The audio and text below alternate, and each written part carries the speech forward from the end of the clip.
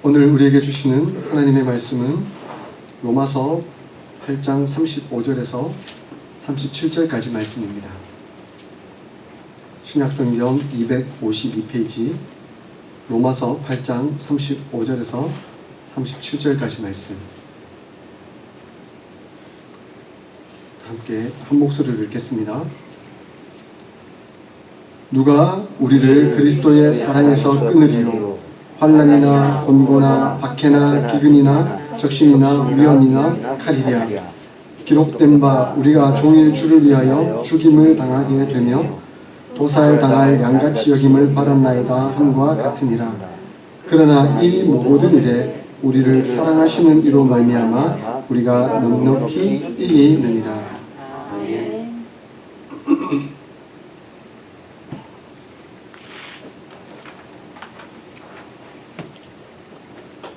우리 기독교의 핵심 가치는 사랑입니다. 그래서 우리 교회 이름도 사랑의 교회이지 않습니까? 그 사랑의 근본, 그 사랑의 기본적 표현은 예수 그리스도께서 보여주셨습니다. 바로 예수 그리스도의 그 십자가가 바로 사랑의 표징입니다. 그래서 하나님의 사랑은 그 십자가를 통해서 우리에게 보여진 바 된 것입니다. 그러므로 우리는 그 십자가의 사랑에 사로잡혀 살아가는 자들입니다. 사랑에 겨워, 그 하나님의 사랑에 겨워 하나님 앞에 서 있고, 그 하나님의 사랑에 겨워 늘 은혜에 감사하고 기뻐하며 찬양을 올려드리는 존재가 바로 우리들입니다. 그러므로 우리는 그 십자가의 사랑에 사로잡힌 자들입니다. 사도 바울이 바로 그 하나님의 사랑에 사로잡힌 사람, 정복당한 사람이었습니다. 그래서 그는 늘 그 어떤 어려움과 힘든 그 처한 상황 속에서, 그 고난과 그 핍박 속에서도 늘 이 하나님의 사랑 앞에 서 있었습니다. 그 힘든 일을 겪을 때마다 그는 이 고백을 외쳤습니다. 단언했습니다. 누가 우리를 그리스도의 사랑에서 끊으리요? 그 무엇이, 그 어떤 것이 우리를 하나님의 사랑에서 끊을 수 있으랴? 환난이나 공고나 핍박이나 기근이나 적신이나 위험이나 칼이랴, 죽음이라 할지라도 결코 우리를 하나님의 사랑에서 끊을 수 없다. 아멘. 그렇게 고백하고 있는 것입니다. 아멘. 이 모든 일에 우리를 사랑하시는 이로 말미암아 우리가 넉넉히 이기느니라. 아멘. 그 어떤 고통과 핍박과 환난과 어려움 속에서도 그 예수 그리스도의 사랑 붙들고 있다고 한다면 넉넉히 이겨낼 수 있다라고 사도 바울은 고백하고 있습니다. 바로 우리가 그러한 존재들입니다. 그 사랑에 겨워 그 세상에 어떤 환난과 고통과 어려움이라 할지라도 넉넉히 이겨나가는 사람들이 바로 우리들입니다. 아멘. 어쨌든 사랑의 교회, 아멘. 우리 성도들이 바로 그러한 존재들입니다.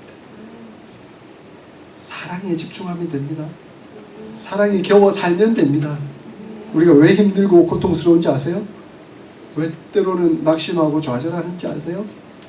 그 하나님 사랑 안 보고 자꾸 곁눈질하니까, 다 지금 딴 데 보니까 그것 때문에 마음 상하고, 그것 때문에 낙심하고 좌절하는 것이죠. 그래서 하나님 사랑, 그 예수 그리스도께서 보여주신 그 은혜에 집중하면 사도 바울이 고백했던 것처럼 우리를 사랑하시는 이로 말미암아 우리가 넉넉히 이기느니라. 아멘. 그렇게 고백하는 줄 믿습니다. 아멘. 아멘.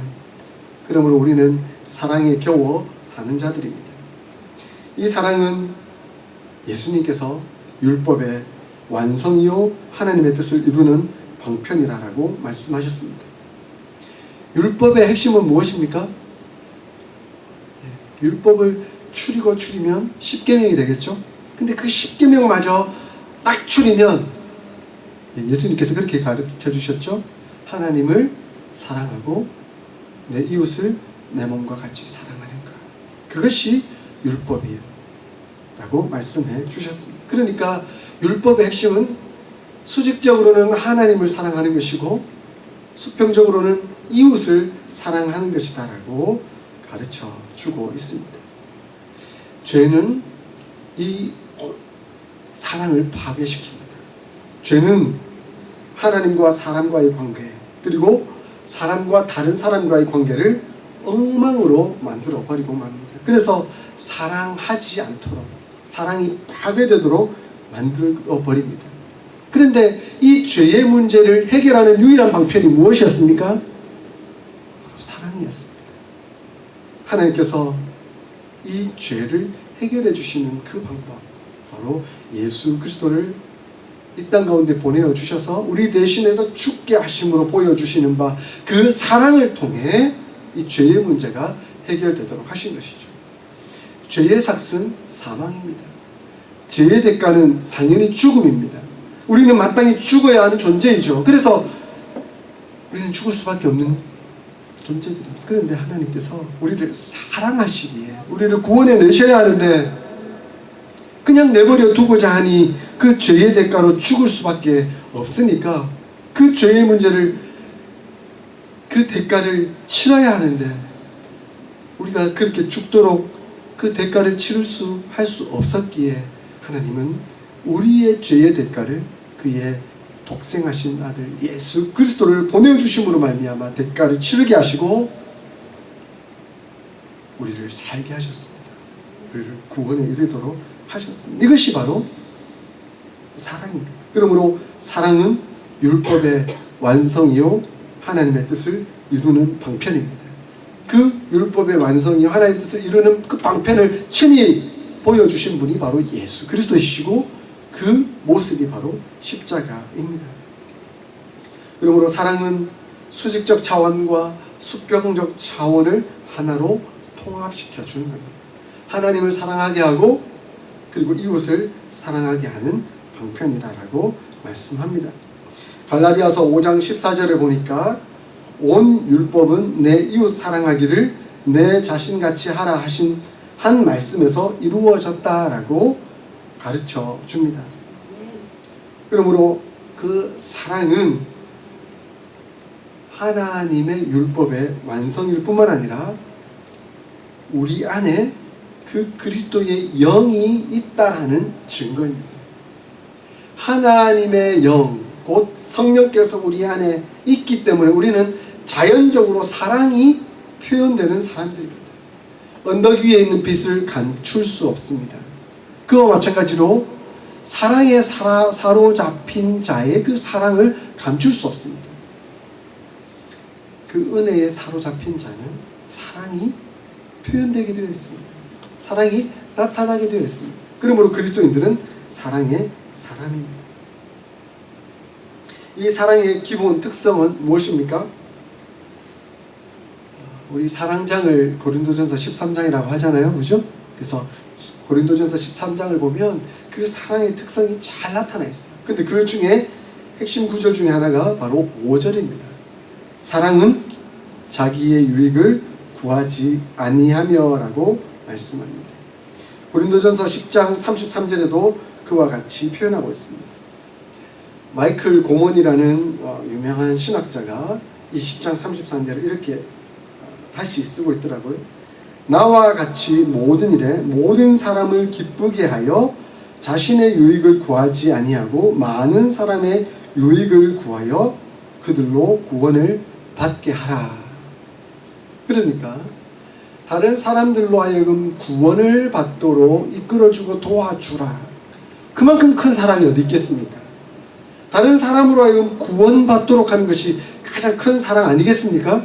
그런데 그 가장 큰 사랑을 이루기 위해서는 나의 유익을 구하지 아니하고 그들의 유익을 구해 주어라 라고 말씀하고 있습니다. 그러므로 사랑은 두 가지 차원의 특성을 가지고 있습니다. 하나는 부정적인 차원이고 하나는 긍정적인 차원입니다. 부정적인 차원은 바로 나 자신의 유익이나 개발을 추구하지 않는다는 겁니다. 사랑의 이런 특성은 자기 지위와 권리를 부인하는 것으로 정의할 수 있습니다. 나는 이만한 권위, 이만한 지위를 가지고 있지만 나는 그것을 사용하지 않는다 라는 것을 고백하는 것이죠. 그런 이면에 긍정적인 차원에서 본다면 다른 사람들의 행복과 유익을 그리고 그 개발하는 것을 추구한다라고 말씀하고 있습니다. 사랑은 자기중심적이 아니라 타인지향적이라는 것을 우리에게 가르쳐 주고 있습니다. 안타깝게도 오늘날 한국교회가 많이 지탄받고 있습니다. 그 지탄받고 있는 이유 중에 하나가 그리스도인들이 이기적이다 라는 겁니다. 아니, 그리스도인들은 오히려 이타적이고 사랑이 넘쳐야 한다라고 말하고 있는데 그게 아니라는 거예요. 말로는 내 이웃을 내 몸과 같이 사랑하라라고 말하고 있지만 자기 몸만 사랑하여 남을 이용하고 있다 하는 것이 평가라는 것이죠. 참 안타까운 일입니다. 그러고 보니 그동안 한국교회가 너무 발전 그리고 세상에서 말하는 그 복에 급급해서 자기만 부자가 되고 자기만 잘 먹고 잘 사는 그것에 대해서 하나님의 축복이다라고 말해왔다는 거예요. 그러다 보니 투기해서 땅값 오르니까 부자가 됐다. 야, 하나님 복 받았다. 그런데 나는 투기해서 땅값이 오르고 아파트값이 올라서 나는 좋은 집에 살지만 그 아파트에 살고 싶어하는 사람들이 집이 없어서 고통당하고 어려움을 당하고 있는데 나는 하나님께 복 받았다. 너는 하나님께 못 받았다. 이렇게 말하는 것이 주된 요인이 되어버렸다는 거죠. 그러니 그런 사람들은 야, 하나님 나를 사랑하지 않는가 보다. 그리고 저 사람들은 자기만 잘 먹고 잘 살면서 하나님께 복 받았다라고 말하니까 참 어처구니 없다. 참 이기적이다. 이렇게 평가하게 되었다는 것이죠. 참 안타까운 일입니다. 하나님의 사랑은 철저히 자기중심적이 아니라 이타적이라는 것을 우리에게 가르쳐주고 있음에도 불구하고 자기중심적인 그런 신앙이 오늘날 우리에게 팽배해져 있음을 보게 됩니다. 이것은 권사님이 기도하셨던 것처럼 우리가 회개해야 될 기도 제목입니다. 한국교회가 하나님 앞에서 회복해야 할 바른 방향이기도 합니다. 이러한 사랑의 기본의 특성은 바로 예수 그리스도로부터 출발합니다. 더 분명히 예수님께서 십자가에서 그 특성을 우리에게 보여주셨습니다. 제가 지금까지 빌립보서 2장 말씀을 누누이 나누었습니다. 그 빌립보서 2장에 나타난 핵심이 바로 그리스도의 사랑입니다. 그리고 그 그리스도의 사랑의 특성입니다. 바울은 빌립보 신자들에게 자신이 예수 그리스도의 심장으로 너희 모든 사람을 사랑한다, 사모한다 라고 고백하고 있습니다. 그 예수 그리스도의 심장은 바로 사랑의 심장입니다. 이러한 바울 서신을 통해서 우리에게 가르쳐주고 있는 바 그 사랑의 공식이 있음을 말씀해 줍니다. 이 마이클 고먼이라는 신학자가 참 재밌는 공식을 우리에게 얘기해 주고 있더라고요. 우리 수학 공식 중에 X, Y, Z를 많이 사용하지 않습니까? 근데 그것을 끌어들여 와서 이렇게 공식을 얘기하고 있더라고요. X인데도 Y 하지 않고 오히려 Z 한다. 그것이 예수 그리스도의 십자가의 사랑의 공식이다라고 가르쳐 줍니다.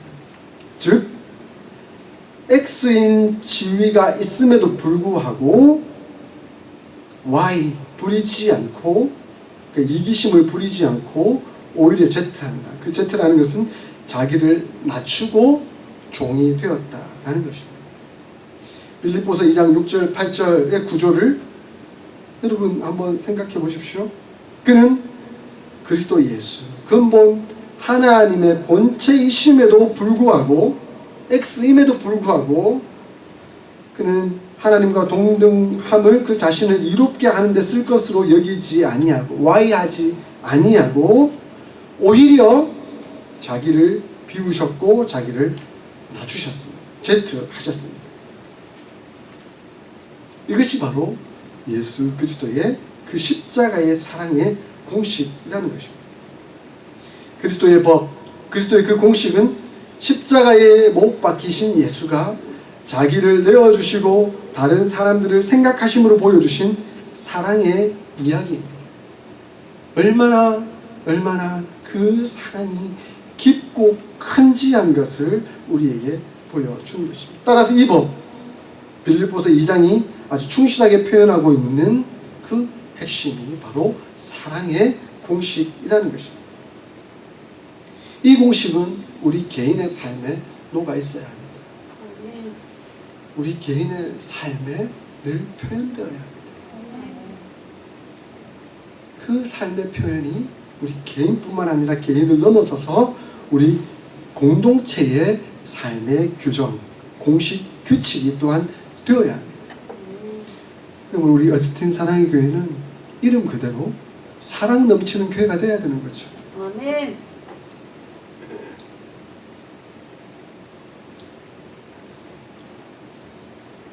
저는 그 사랑을 사실은 느끼고 있어요. 아멘. 얼마나 고마운지 몰라요. 우리 장로님, 권사님, 집사님이 참 사랑으로 교회를 지키시고 또 그 사랑으로 또 전도하기를 원하시고 또 사랑으로 우리 교회가 더욱 부흥하고 영혼 구원하고 은혜로 나아가기를 소원하고 계신다. 그 마음이 느껴집니다. 그래서 제 마음에도 기쁨이 있어요. 감사가 있어요. 그리고 사랑이 있어요. 예수님의 그 사랑이 우리 교회의 장로님, 권사님, 집사님을 통해서 이렇게 표현되고 이렇게 저에게 전달해 주시는구나 하는 그런 기쁨이 있습니다. 자, 이러한 십자가의 사랑을 표현하는 것은 사실 우리의 믿음을 표현하는 것입니다. 그러니까 믿음 있는 자의 삶은 바로 사랑의 삶이 된다는 것이죠. 그래서 아까 권사님이 기도하셨던 것처럼 행위 없는 믿음은 죽은 믿음이다. 야고보서에서 말씀하고 있는 것처럼 사실 사랑이 없는 믿음은 가짜 믿음일 수 있는 거죠. 왜냐하면 예수 그리스도의 사랑에 겨워 사랑에 젖어 믿음에 나온 사람이 사랑이 없을 수가 없잖아요. 그 사랑이 표현되지 않을 수가 없는 거죠. 예수님은 하나님의 사랑의 표현 보여주셨습니다. 십자가를 통해서. 하나님은 그 정의를 이루기 위해서 예수 그리스도의 희생을 통해 그 십자가를 통해 그 정의, 공의를 이루어 주셨습니다. 그러니까 그 사랑을 통해 정의, 공의가 이루어진 것이죠. 근데 오늘날 많은 그리스도인들은 정의, 사랑, 정의, 공의라는 이름으로 횡포를 하고 있지는 않는지, 정말 그 가운데 사랑이 있는지. 물론 정의를 세워야 되죠. 근데 그 정의를 세우기 위해서는 희생이 따라야 합니다. 희생이 따른 정의가 세워질 때 그 정의는 바르게 되는 거죠. 그런데 사랑이 없는, 희생이 없는 그 정의가 세워지면 그는 칼의 복수가 나올 뿐입니다. 악순환이 벌어질 따름인 것이죠. 복수는 복수를 부르고 복수는 복수를 부르고, 그 복수를 끊는 정의는 바로 희생에 있고 사랑에 있습니다. 그 정의, 공의를 이루는 그 복수의 그 악순환의 고리를 끊는 것이 바로 십자가였습니다. 예수 그리스도의 그 사랑이었습니다. 그 예수 그리스도의 사랑, 그 은혜, 그 축복이 바로 우리에게 임하게 된 것이죠. 그러므로 우리는 사랑으로 공의를 세워야 하고 사랑으로 정의를 보여주어야 합니다. 그래서 실제로 하나님 앞에서 십자가에 본받는 삶을 사는 것과 다른 사람들 앞에서 십자가에 본받는 삶을 사는 것은 동일한 것입니다. 분리할 수가 없습니다. 왜냐하면 하나님 앞에 그 사랑으로 서 있는 사람이라면 다른 사람 앞에서도 사랑으로 표현될 수밖에 없는 것이죠. 그래서 요한 사도는 보이지 않는 바 하나님을 사랑한다고 하고 보이는 바 형제를 사랑하지 않는 사람은 거짓말하는 사람이다. 어떻게 형제를 사랑하지 않으면서 하나님을 사랑한다라고 말할 수 있느냐라고 이렇게 가르쳐 주고 있는 것입니다. 그러므로 십자가의 삶은 믿음을 보이는 행위이자 사랑을 나타내는 행동이기도 합니다.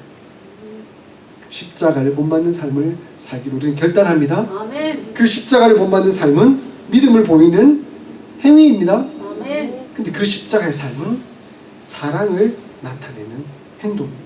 아멘.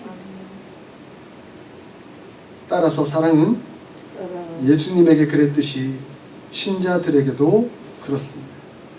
다른 사람들에게도 그렇습니다. 십자가를 본받는 삶은 두 가지 개념이 아니에요. 믿음의 개념만이 아닙니다. 사랑의 개념이기도 한 것이죠. 그러므로 믿음과 사랑은 하나의 통으로 이어진 옷과 같습니다. 투피스가 아니에요. 원피스예요. 하나로 이루어져 있습니다. 이것을 신학적으로 설명하면 칭의와 성화는 하나로 연결되어 있다는 것이죠. 둘을 떼서 나누어 설명할 수 없는 것입니다. 칭의는 자연적으로 성화와 이어지게 되어 있습니다. 하나님으로부터 의롭다고 인침을 받은 사람이라고 한다면 그 하나님의 사랑을 자연스럽게 표현하고 보여주는 삶으로 이어지게 되어 있는 것이죠. 그러므로 믿음은 자연적으로 사랑으로 이어지게 되어 있습니다. 사랑은 믿음의 표현입니다. 우리의 믿음을 세상 가운데 표현할 수 있기를 바랍니다. 아멘. 우리의 믿음을 사랑으로 보여줄 수 있기를 바랍니다. 아멘. 아멘, 아멘. 그런데 안타깝게도 이 세상 지금 흘러가는 현실을 보니까 전부 그렇지 않은 것 같아요. 안타까운 설문조사를 하나 보았습니다.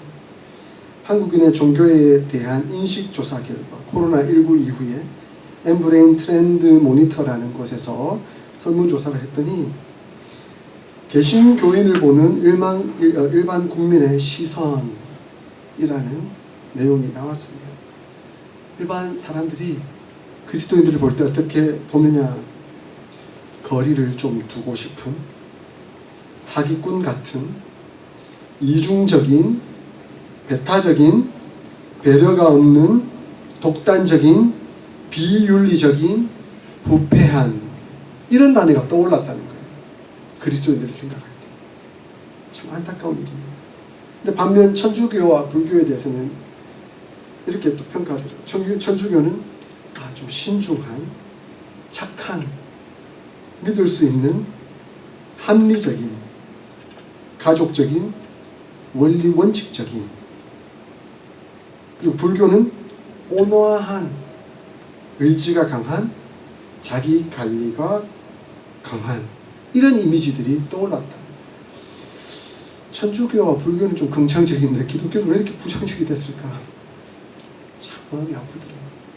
물론 교회 안에 그런 사람들이 많이 들어와서 구원받고 회복되고 바뀌어지는 과정 중에 일어나는 문제였을 수도 있어요. 그만큼 교회는 사람들이 누구나 쉽게 들어올 수 있는, 그래서 들어와서 그 사람들이 바뀌어지기를 하나님의 말씀으로 은혜로 그 사랑으로 축복으로 바뀌어지기를 바라는 그 과정에서 생겼을 문제도 있을 수도 있습니다. 그러나 교회를 오래 다녔음에도 불구하고 몇 년째 그 교회 다닌다고 뭐 집사다 장로다 이렇게 말하는데 그런 문제를 퍼뜨리고 있다고 한다면 지금 한국 교회가 잘못 가고 있는 문제는 아닐까.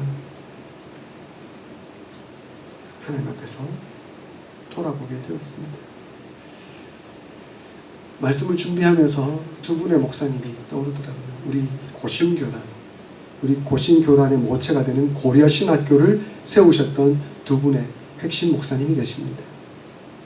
한 분은 한상동 목사님이시고 한 분은 손양원 목사님이십니다. 이 말씀과 관련해서 한상동 목사님은 신사참배를 반대하시다가 옥에 갇히셨습니다. 온갖 고문과 핍박, 어려움을 당하셨죠. 끝까지 신사참배를 반대했기 때문에 사형 선고가 내려졌습니다. 1945년 8월 17일 12시에 사형 집행이 예정되어 있었다고 합니다. 그런데 1945년 8월 15일에 이틀 전에 광복이 된 거죠. 해방이 된 거죠. 그래서 8월 16일 정오에 옥에서 풀려 나오셨대요. 할렐루야. 하나님의 귀한 축복이죠. 은혜죠. 역사죠. 물론 주기철 목사님 같이 순교자도 나왔지만 순교를 앞두고 계시다가 극적으로 해방되어서 나오신 분도 계세요. 이 한국교회의 불의한 모습, 신사참배에 가담하고도 회개하지 않는 교회를 보면서 그 교회를 올바르게 세워야 되겠다 하시고 고신교단, 고려신학교를 세우시고 고신교단을 만드셨죠. 이분이 한 기자와의 인터뷰가 있었습니다. 그 기자가 물었습니다. 목사님, 어떻게 그렇게 모진 질고 고난 핍박을 이겨내실 수가 있으셨어요? 옥중에 계실 때 엄청나게 힘드셨을 텐데 어떻게 이겨내셨어요? 라고 여쭸더니 한상동 목사님께서 조용히 눈을 감으시고 이 로마서 8장 31절부터 39절까지를 암송하셨다고 합니다. 그것이 대답이었다는 거예요. 하나님의 사랑, 예수 그리스도의 그 십자가의 사랑, 그것이 나로 하여금 이런 모든 고문, 핍박, 환난, 어려움을 이겨내는 원동력이 되었다. 그렇게 고백하셨습니다. 우리도 마찬가지 아닙니까? 우리도 예수 그리스도의 그 크신 은혜, 하나님의 그 사랑이 있기 때문에 우리는 넉넉히 이겨나가는 겁니다. 어떤 핍박과 고난과 어려움 와도 우리는 흔들리지 않고 갈 수 있습니다. 왜냐하면 하나님 우리를 사랑하시기 때문에. 또 한 분은 손야원 목사님이십니다. 너무 잘 아시죠? 사랑의 원자탄. 6.25가 일어나기 전에 먼저 공산당원들이 그 여수 순천 반란 사건을 일으켰었잖아요. 여순 반란 사건. 그때 여수 지역 손야원 목사님께서 애양원을 하고 계셨거든요. 나병 환자들을 치유하기 위해서 그들을 불러모고 그들을 돌보는 그 일들을 하고 있는 와중에 여순 반란 사건이 일어났고 그 여순 반란 사건 중에 그 공산당의 폐해 무리에 들어갔던 고등학생이 밀고 하여 순천고등학교 다니던 손장호 목사님의 두 아들 동신이가 순교당하고 맙니다. 죽게 됩니다. 나중에 여순 반란 사건이 진압되고 난 이후에 다 잡아낸 거죠. 그리고 그 두 아들을 죽이는데 핵심했던 그 친구도 잡았죠. 당연히 복수를 하고 싶죠. 내 너무나 사랑하는 두 아들을 그렇게 죽게 만든, 가만두고 싶겠습니까? 그런데 손양호 목사님은 그를 용서합니다. 용서할 수 있었던 원동력이 무엇입니까? 바로 그리스도의 사랑입니다. 하나님의 사랑입니다. 그 사랑의 힘이 있었기 때문에 복수를 부르지 않고 하나님의 사랑으로 그를 용서하고 그를 오히려 양자 삼으셨던 것이죠. 우리 교단이 이 사랑에 세워진 교단입니다. 우리 고려신학교가 이렇게 세워진 학교입니다. 그러므로 우리는 사랑을 보여주는 교단입니다. 하나님의 공의, 하나님의 정의가 사랑으로 표현되어야 합니다. 그것이 바로 십자가의 사랑입니다. 그 십자가의 사랑이 바로 우리 믿음에 표현되는 방편이고 은혜입니다. 사랑하는 성도 여러분, 우리는 사랑의 사람들입니다. 우리 교회는 사랑의 공동체입니다. 그러므로 십자가의 사랑으로 우리의 믿음을 더욱 표현하고 이웃 사랑을 영혼 구원으로 이루어 나갈 수 있기를 소원합니다. 그러면 우리 교회가 부흥하고 정말 이 어신 지역에 그리스도의 사랑이 넘치는 교회다. 그리스도의 사랑이 아름답게 표현되는 교회다 라고 소문날 수 있기를 주의 이름으로 축복드립니다. 아멘. 아멘.